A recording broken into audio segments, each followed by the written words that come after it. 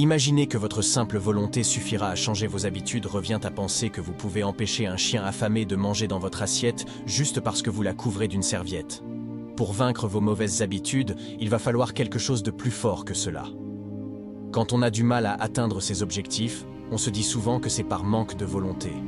Je ne suis pas d'accord. Il ne suffit pas de décider de réussir. Qu'est-ce qui va vous forcer à ne pas laisser tomber les nouveaux choix positifs que vous devez faire ? Qu'est-ce qui va vous empêcher de reprendre vos mauvaises habitudes? Qu'est-ce qui va faire la différence par rapport à toutes vos tentatives avortées? Au premier signe d'inconfort, vous serez tenté de retomber dans votre bonne vieille routine. Vous avez essayé la volonté, mais ça n'a pas marché. Vous vous êtes fixé de bonnes résolutions, mais vous n'avez pas tenu. Vous pensiez vraiment perdre du poids la dernière fois. Vous pensiez vraiment passer tous ces appels de vente l'année dernière. Ça suffit. Il est temps d'essayer autre chose et d'obtenir de meilleurs résultats. Mettez la volonté de côté. Il est temps de penser au pourquoi. Vos choix n'ont de sens que s'ils sont liés à vos désirs et à vos rêves. Les choix les plus avisés et les plus motivants sont ceux qui correspondent à qui vous êtes, ceux qui répondent à votre objectif profond et à vos valeurs intrinsèques. Vous devez vouloir quelque chose et savoir pourquoi vous le voulez, sans quoi vous abandonnerez trop facilement. Alors, posez-vous la question. Quel est votre pourquoi? Il vous faut une raison d'apporter des améliorations significatives à votre vie. Et pour vous donner envie de faire les changements nécessaires, votre pourquoi doit être quelque chose d'incroyablement motivant pour vous. Votre pourquoi doit vous donner envie de vous lever chaque matin et de continuer pendant des années. Alors, qu'est-ce qui vous motive le plus? Identifier votre pourquoi est absolument essentiel, car c'est ce qui vous motive qui va alimenter votre passion, votre enthousiasme et votre persévérance. C'est le pouvoir du pourquoi qui vous motivera à endurer tout ce qu'il y a de plus éreintant, de plus banal et de plus laborieux. Tous les comment n'ont aucun sens si vos pourquoi ne sont pas suffisamment forts. Tant que vous n'aurez pas déterminé vos désirs et vos motivations, vous n'irez au bout d'aucune tentative d'amélioration de votre vie. Si votre pourquoi, votre désir n'est pas suffisamment fort, si votre engagement n'est pas suffisamment solide, vous finirez comme tous les gens qui prennent des résolutions du nouvel an et les laissent vite tomber pour retourner à leurs bonnes vieilles habitudes. Voici une analogie pour illustrer cette idée. Si je posais par terre une planche de 25 cm de large et de 10 mètres de long et vous disais « Si vous parcourez toute la longueur de la planche, je vous donne 20 $, le feriez-vous » Bien sûr que vous le feriez. Ce serait 20 $ facilement gagnés. Mais si je prenais cette même planche et que je la plaçais entre deux immeubles de 100 étages, ces 20 $ ne seraient tout d'un coup plus aussi intéressants ou aussi faciles à gagner, pas vrai? Vous me répondriez « Non mais, ça va pas ». En revanche, si l'immeuble d'en face était en feu, que votre enfant se tenait sur le toit et que vous deviez le sauver des flammes, marcheriez-vous sur cette planche? Sans aucun doute, vous le feriez immédiatement, avec ou sans les 20 $. Comment se fait-il que la première fois que je vous ai demandé de marcher sur cette planche suspendue dans les airs, vous ayez refusé, et la deuxième fois, vous n'ayez pas hésité un instant? Pourtant, les risques et les dangers sont les mêmes. Alors qu'est-ce qui a changé? Ce qui a changé, c'est votre pourquoi, votre raison de vouloir le faire. Vous voyez donc que si la raison est suffisamment importante, vous serez prêt à y aller quel que soit le comment. Pour véritablement déclencher le potentiel de créativité et l'énergie qui sommeillent en vous, vous devez passer outre les motivations financières et matérielles. Cela ne signifie pas que ces motivations sont mauvaises. Au contraire, elles sont tout à fait valables, et je suis moi-même amateur de beaux objets. Mais l'aspect matériel ne suffit pas à mobiliser le cœur, l'âme et les tripes. La passion doit venir de plus loin, de plus profond en nous. Sans passion, même le luxe passe à côté des vraies valeurs, le bonheur et l'accomplissement.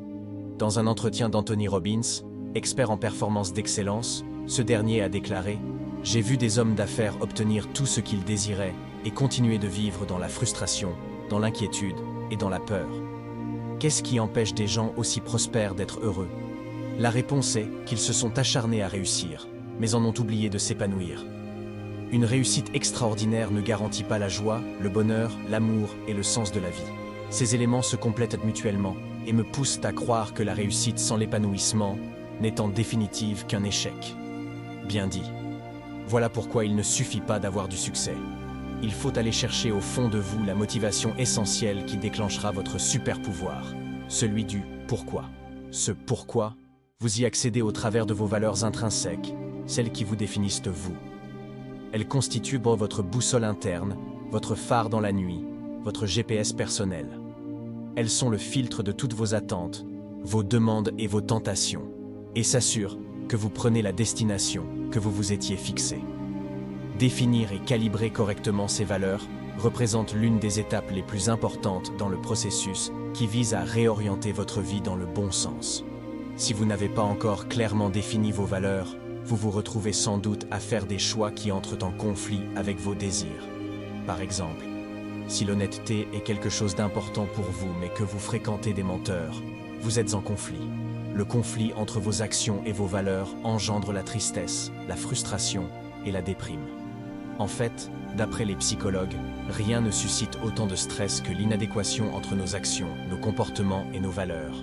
Définir vos valeurs intrinsèques contribue également à rendre votre vie plus simple et plus efficace. Prendre des décisions devient plus facile quand on est certain de ses valeurs. Face à un choix, demandez-vous: est-ce que cela coïncide avec mes valeurs? Si oui, n'hésitez pas. Sinon, ne faites pas ce choix et n'y revenez pas. Toute indécision est éliminée. La motivation provient soit de ce que l'on désire, soit de ce dont on ne veut absolument pas. L'amour est une force incroyablement motivante, mais la haine l'est tout autant. Contrairement à ce qui est généralement accepté socialement, la haine peut avoir de bons côtés. La haine de la maladie, de l'injustice, de l'ignorance, de la suffisance, etc. Parfois, un ennemi peut déchaîner des passions. Certains de mes plus grands moments de motivation, de détermination et de persévérance m'ont été donnés lorsque j'avais un ennemi à combattre. Tout au cours de l'histoire, les révolutions politiques et les grands bouleversements sont nés d'un conflit entre David et Goliath.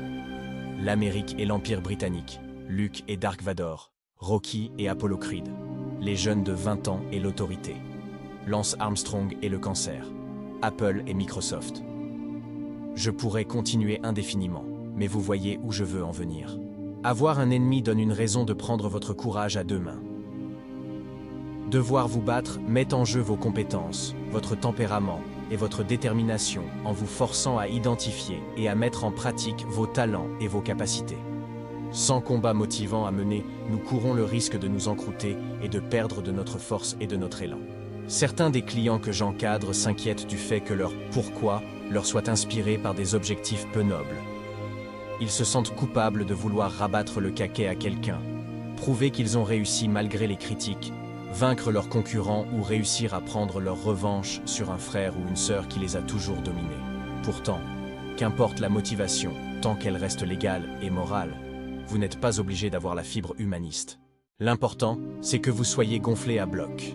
Parfois, cette motivation peut vous aider à transformer une émotion ou une expérience fortement négative en une réussite d'autant plus éclatante. C'est exactement ce qui est arrivé à l'un des entraîneurs de football américain les plus célèbres de l'histoire, Pete Carroll. Lorsque nous l'avons interrogé en septembre 2008 pour le magazine Success, il nous a expliqué d'où lui était venue sa motivation.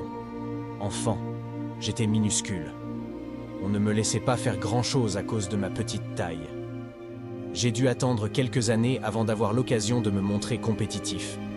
J'ai toujours su que j'étais bien meilleur et que je devais me battre pour le prouver. J'étais frustré car je savais que je valais mieux que ça. C'est ce besoin de se battre pour être reconnu qui a valu à Carroll d'avoir autant de succès.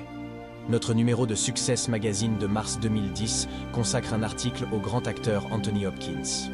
Au cours de l'entretien, j'ai eu la surprise d'apprendre que son immense talent et sa détermination lui avaient été inspirés par la colère. Hopkins y avoue qu'enfant, il était très mauvais élève, car il souffrait de dyslexie, d'hyperactivité et d'un déficit de l'attention. On lui avait collé l'étiquette d'enfant en difficulté. Mes parents s'inquiétaient vraiment pour moi, révèle Hopkins. L'école et l'éducation étant alors de prime importance, mon avenir était compromis, puisque je ne semblais pas être en mesure de comprendre ce que l'on m'enseignait. Mes cousins étaient tous d'excellents élèves. J'en éprouvais de la rancune et, me sentant rejeté par la société, j'étais très déprimé. Mais Hopkins a utilisé cette colère à bon escient. Il a redoublé d'efforts pour démontrer ses capacités en dehors des sphères académiques et athlétiques, et s'est découvert un talent d'acteur. La colère qu'il éprouvait à l'égard des étiquettes dévalorisantes qu'on lui avait attribuées a déclenché sa passion pour le métier d'acteur. Aujourd'hui, Hopkins est considéré comme l'un des meilleurs acteurs au monde.